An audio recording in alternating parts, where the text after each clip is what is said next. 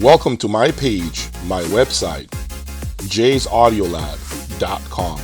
This is my enthusiast website that will bring you closer to me and my journey with some of today's best audio components. You will be able to learn more about my journey and its natural progression, including hundreds of pictures of all the systems that I have owned.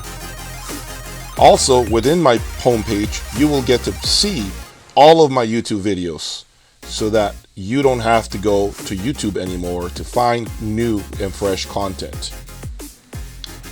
Under the membership plans, there will be 3 plans to choose from.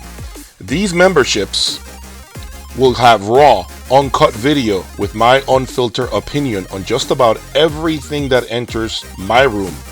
You will see many behind the scenes videos, plus updated lists of amplifier rankings, speaker rankings, preamplifier rankings, and much more.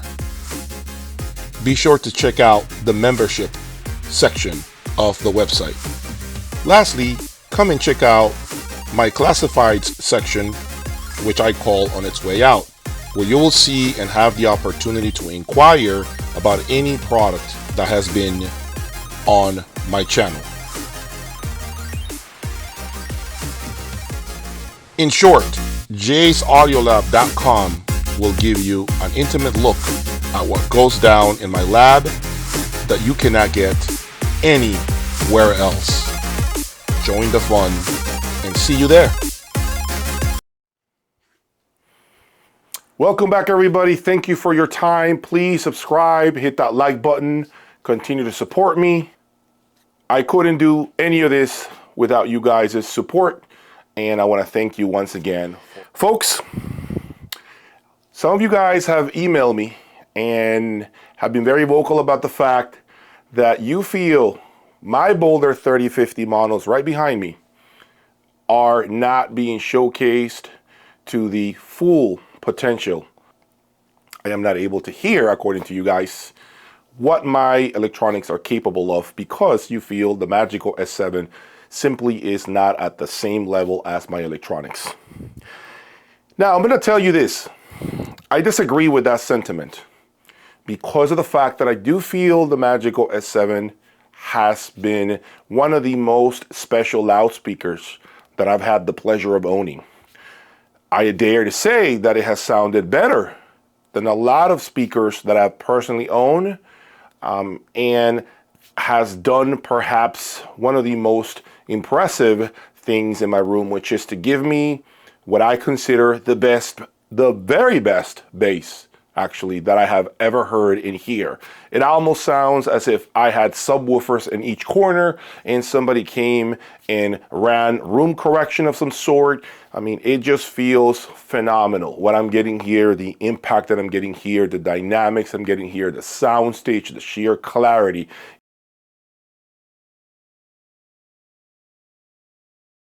Is all here displayed in full effect. I am not disappointed at the very least. I will tell you, I will say to you that, of course, because my channel is about exploring the ultra high end, thoughts are crossing my head. Unfortunately, you guys are guilty of making me think about this next possibility, which is what this video is about today. Okay, so I want to talk about three speakers that I am seriously contemplating. But today I want to do it a little different.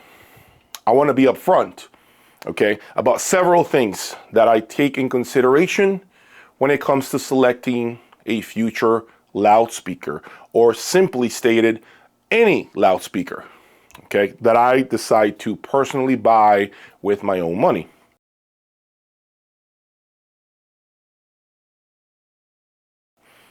Okay, part of the selection process comes from, number one, marketability.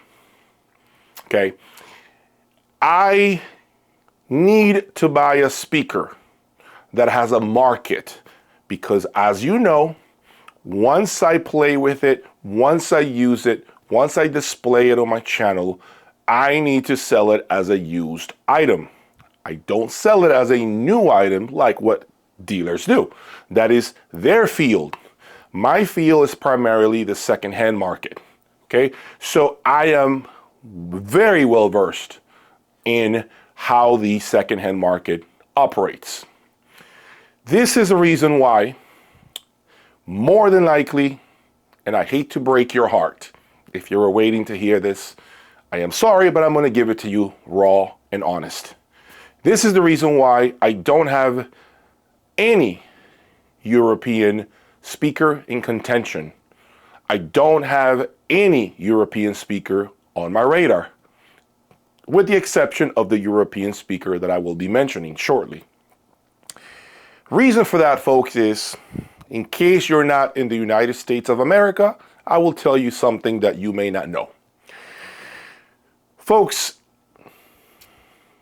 the European loudspeakers that get imported into the United States, unfortunately, I will say this to you from my own experience, when they enter the second-hand market, when they already have been sold by the dealer who imports the line or who sells the line, who carries the line, okay? Once it goes past the hands of that first dealer that sells it, it becomes a second-hand item. Unfortunately, here in America, European loudspeakers take a massive beating on the used market. Yes, 9 times out of 10, you will see European loudspeakers being sold in the used market for 60% off of MSRP. That is common. 55% off of MSRP. That is quite common. That means that if a speaker MSRPs for $100,000 USD, and it is European, and it has been sold to the first owner, and the first owner decides, I am done with it, I want to try something else, and it enters the secondhand market, that speaker is probably going to be worth approximately $45,000. Maxed on a good day, max on a good day, $50,000. Now, I dare to say actually that it's more like 40 grand. That's what it's going to be worth in the used market. And that happens because the typical American audiophile here in the United States prefers domestic brands. These two brands are, it's no surprise by now, folks, the easiest American-made brand audiophile grade speakers. Audiophile grade speakers. I repeat, audiophile. One of the best brands to sell on the used market, Wilson Audio, folks. I'm here to tell you, no speaker currently made today sells easier than Wilson Audio on the second-hand market. Followed by Magico. Okay? Wilson Audio is a larger company than Magico. They have more products. They have been doing this longer, so therefore they have this mass appeal, a huge cult following. Wilson Audio is a brand that if you buy today and you decide to keep the loudspeaker for 10 years, 9 times out of 10, you will find a buyer a decade later. The same more oftentimes cannot be said about other brands. So that's one of the reasons why I think a lot of audiophiles, American audiophiles, don't really care to bring a lot of European speakers and buy European speakers because they want to stick to American brands. The Magicos of the world, the Wilsons of the world, the Rockports of the world, to a certain extent, the Martin Logans of the world, okay? So this is what makes the used market very competitive.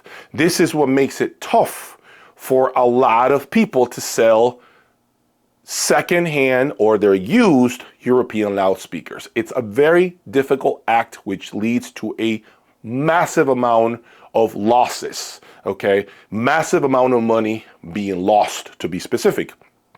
So because of what I do, I have to be very strategic about what I do. I have to embark on packing, buying, selling, setting up, the logistics, the lifting, the finances, all of that. I am the one taking that kind of risk. And because I am the only one taking that kind of risk, I make the decision to stick to the brands that will not give me a hard time to sell them once I am done with them. Okay, so that leaves me very few options. Now, the following speakers that I am about to present to you, that I'm about to mention, are the top 3 speakers on my radar. The speakers that I feel I would love to have here in the lab, I would love to live with for some time, evaluate them, and then come back to you all and give you my honest opinion on. Number 1, that speaker is, once again, the Magico M6, which, as you can see on the images, has been in my room in the past. Now, if you're wondering, Jay, why would you want to bring a Magico M6 again? The reason why the Magico M6 is right now the front runner, the number 1 option for me, is because I feel my time with the Magico M6 was not well spent. I didn't have the right electronics for it. I believe I had PassLab 60.8 monos. I had a Solution 511, I believe, integrated. I had other amplifiers. I think I had a Constellation set of monos with it as well. And so I was kind of scrambling to get quality amplification and preamplification because, unfortunately, guys, at that time, I didn't have any access to the boulders that you see behind me. I didn't have access to even the cables that I'm using right now. So I went ahead and did the best I could with the resources that I had at hand. And I think I did pretty good with the speaker, but I never really heard the M6 set up in the same fashion as how I have my S7s behind me. And so I really want to try that M6 once again in my room with the electronics behind me. Not only do I love the look of the M6, as you can see, it is such a gorgeous looking speaker. To me, it's right now the most attractive speaker that I have personally owned. But I also feel that now I am in position with the right artillery, the right AK-47s, the right guns in here to give that speaker all it can handle. And so that's what makes that conversation, this thought process actually with the M6, that's what makes it come to life for me. The fact that I have unfinished business with the Magico M6. And I believe speaker number 2, the second choice right now is Wilson Audio Alex V. Now, the reason why the Wilson Audio Alex V is on my radar right now, I was extremely impressed with that speaker. I was extremely blown away. I love what that speaker did. The soundstage was enormous. I thought it was the perfect size for my room. It was never overwhelming. It was never massive, like completely overdone in terms of the size, like my Wilson Audio XLF. So I thought that the Alex sounded extremely phenomenal in my room. Never had any real complaints other than the fact that I thought the XLF obviously had the upper hand when it came to bass and the scale of the sound, because the XLF has a rear mounted tweeter, and so you get the illusion of a larger soundstage. I never had a dull moment with the Alex. I never felt that I ever had a hard time per se with it. I really have great memories with that speaker. Of course, as you know, I went on to get bigger and better things after the Alex, such as the M6 and the XLF. So the Alex V makes it very interesting for me. And the reason for that is because now we have a new tweeter. We have different footers that Wilson Audio includes, a different composite material that they're using for their cabinets. They're using a different mid-range driver than the one I had. So there is, and of course the back is open now. So with those changes and those improvements, it makes me want to really give it a listen, really sit down with it, spend some quality days or months with it, and see also what it can do with the electronics that I have behind me. I remember having the 2150 Boulder monos that you're seeing right now here with the Alex and the Boulder 2110. Folks, that was absolutely one of the best presentations I've had here. The 2110 with the Alex was phenomenal, phenomenal, phenomenal. One of the greatest systems I've ever assembled in here in the history of my lab. And now, finally, the third option, a speaker that has always been in my heart because of the way it looks, number one, because of the fact that I just feel that that speaker would be one impressive speaker to own and live with, and that is the Sonos Faber Aida 2. Now, if you have followed my channel, you would know by now I have never had a Sonos Faber speaker in my room, although I have owned Sonos Faber speakers in the past. Before my channel got started, I've owned the Sonos Faber El Cremones, I have owned the Amati Futuras, and the Olympica 2s, Sonos Faber Olympica 3s, I believe. I've owned all of those. So I'm very well aware of the sound, but I have never had the pleasure of owning the king, the Sonos Faber Aida 2. I've heard it at shows several times. I've heard it multiple times, and I've always walked away quite impressed by the presentation, the scale, the sound stage. The speaker is absolutely phenomenal in terms of, you know, how engaging it is. And so having heard that speaker with those electronics and knowing the level of electronics that I have in here right now just makes me essentially excited. I think it would be an absolutely phenomenal presentation. One reason why is because I have ultra revealing amplifiers, preamplifier, a DAC, and a world-class music server, and I think that that speaker is certainly capable of telling me exactly what I have in here in the room. And of course, Sonos Faber has this certain DNA, this musical presentation that they are known for. So having something completely new and different, I think would be exciting for me too. But at the end of the day, folks, it's all about the opportunity that I'm presented with. Any of these three speakers could potentially make an appearance in my lab. What will that be? I have no idea, folks.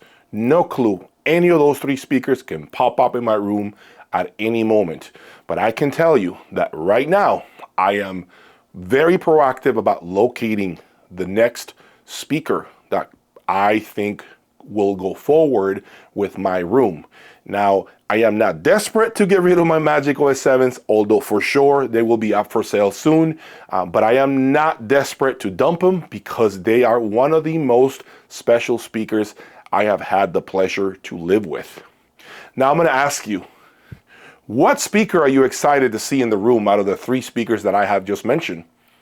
Do you want to see the Magico M6 to see what it's capable of doing now that I have this electronics behind me, all these components behind me? Or do you want to see perhaps the new Wilson Audio Alex V that's making a lot of noise out there, that's really been one of the biggest, more published speakers out there? I've seen several reviews already by different magazines, so it is right now the topic of conversation. Or do you rather see the Italian Sonos Faber Aida 2 into the room, something that I have never displayed before? I want to hear right now from each and every one of you guys.